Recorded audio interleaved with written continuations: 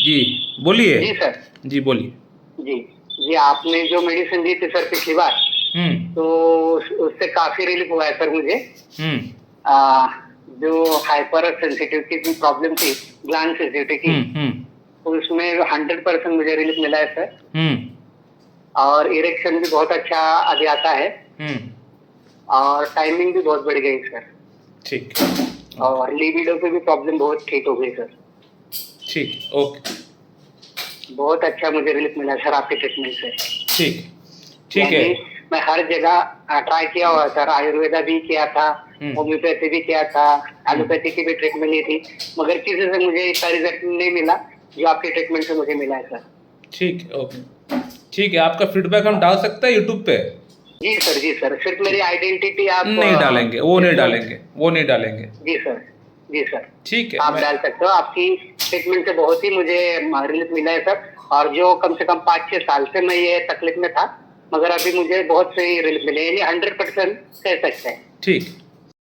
नमस्कार दोस्तों, अभी आपने जिस पेशेंट का आवाज़ सुना, इस पेशेंट का अंदर क्या क्या प्रॉब्लम्स थी और कितना कितना परसेंट इम्प्रूवमेंट हुआ है हमारे ट्रीटमेंट से, ये तो मेरे ख्याल से आप लोगों को बोलने की और कोई दरकार नहीं है, क्योंकि पेशेंट ने बड़ा क्लियरली संक्षेप में अपना बात को रखा वीडियो में और क्लियरली सबको समझा दिया है कि इनको क्या क्या प्रॉब्लम्स थी और कितना कितना परसेंट इम्प्रूवमेंट हुआ है हमारा ट्रीटमेंट से।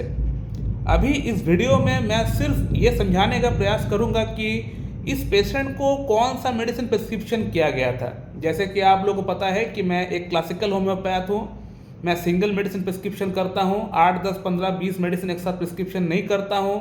और कोई अगर मेडिसिन प्रिस्क्रिप्शन करता भी हूँ तो उसका पीछे कुछ ना कुछ कारण होता है। मैं अक्कड़ बक्कड़ करके मेडिसिन प्रिस्क्रिप्शन नहीं करता हूँ, तुक्का नहीं मारता हूँ। तो कौन सा एंगल से मेडिसिन प्रिस्क्रिप्शन किया गया है इस पेशेंट के लिए और कौन सा मेडिसिन का सिलेक्शन किया गया था इस पेशेंट के लिए, ये मैं बताने वाला हूँ। क्योंकि बहुत सारे स्टूडेंट्स, जूनियर डॉक्टर्स या फिर ऐसे भी बहुत सारे लोग हैं जो लोग होम्योपैथी के बारे में जानना चाहते हैं, ज्ञान अर्जित करना चाहते हैं, खुद कुछ सीखना चाहते हैं, भले डॉक्टर ना हो, उनके पास सर्टिफिकेशन ना हो, फिर भी जानना चाहते हैं, तो वे लोग हमारे वीडियो को देखते हैं, सीखते हैं। तो उन लोगों के लिए वीडियो है, आप लोग देख सकते हैं कि किस प्रकार से, कौन सा एंगल से इस पेशेंट के लिए प्रिस्क्रिप्शन किया गया है। बेसिकली जो दवा का प्रिस्क्रिप्शन किया गया था इस पेशेंट के लिए, उसका नाम है स्टैफिसेग्रिया। स्टैफिसेग्रिया इसलिए प्रिस्क्रिप्शन किया गया था इस पेशेंट को क्योंकि इस पेशेंट का मन में पिछले बहुत साल से एक दबा हुआ दुख, एक दर्द है, जिसको हम लोग बोल सकते हैं रिजर्व डिस्प्लेजर, जिसको हम लोग बोल सकते हैं, यानी मन का भीतर बहुत साल से दबा हुआ कोई ना कोई दर्द, दुख है। वो बात कुछ भी हो सकता है। जैसे कि इस पेशेंट के लिए इनका मन में ये था कि इनका कोई अच्छा दोस्त नहीं बना, स्कूल में, कॉलेज में, इवन अभी तक इनका डाइवोर्स हो चुका है, कोई अच्छा दोस्त नहीं बन पाया इनका। तो ये जो बात है, स्कूल से लेके कॉलेज तक, अभी इनफैक्ट शादी के बाद भी इनका डाइवोर्स हो चुका है, किसी ने भी इनका मन के बात को समझा नहीं, किसी ने भी इनका अच्छा दोस्त बनने का प्रयास नहीं किया, जबकि ये इंसान बहुत अच्छा इंसान है, दिल से बहुत अच्छा इंसान है, लेकिन इनका कोई अच्छा दोस्त नहीं बने। दोस्त अगर बना भी तो इनसे फ़ायदा लिए और चल बसे।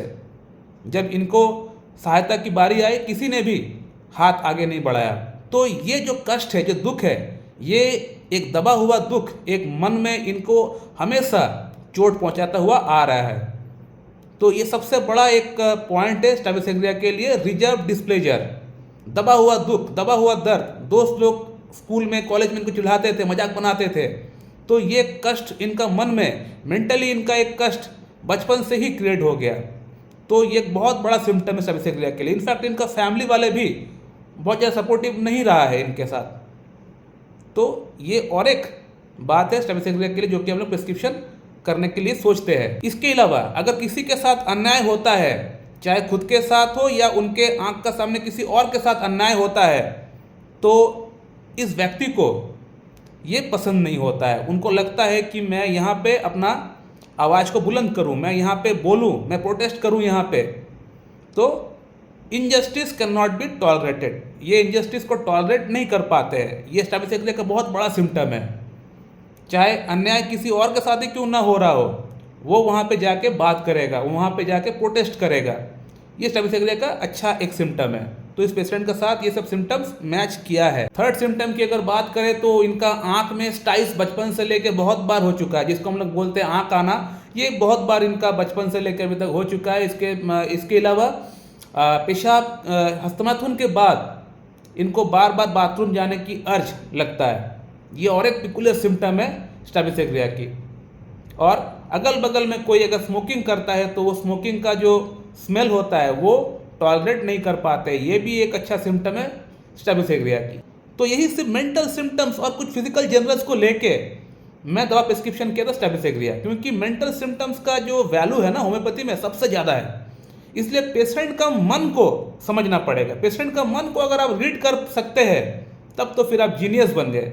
तो इसीलिए प्रयास करिएगा हमेशा पेशेंट का मन को रीड कर सके, क्योंकि मेंटल सिम्टम्स का वैल्यू सबसे ज़्यादा होता है as compare to physical generals. तो आपको हमेशा इस बात का जानने का प्रयास करना पड़ेगा कि जो पेशेंट आपके सामने बैठा हुआ है उसका मानसिक स्थिति अभी का कैसा है और पास्ट में किस प्रकार का रहा होगा। इसके लिए आपको पेशेंट का लाइफ हिस्ट्री आपको जानना पड़ेगा, एक एक इंसिडेंट आपको पूछना पड़ेगा, तभी आप इस बात का आकलन कर पाएंगे। जैसे कि मैंने पूछा तो मुझे पता चला कि पेशेंट का लाइफ में एक रिजर्व डिस्प्लेजर चल रहा है, यानी बचपन से लेकर अभी तक कोई अच्छा दोस्त, कोई अच्छा मित्र इनका बन नहीं पाया। जो दोस्त बने इनसे फ़ायदा लेकर चला गया।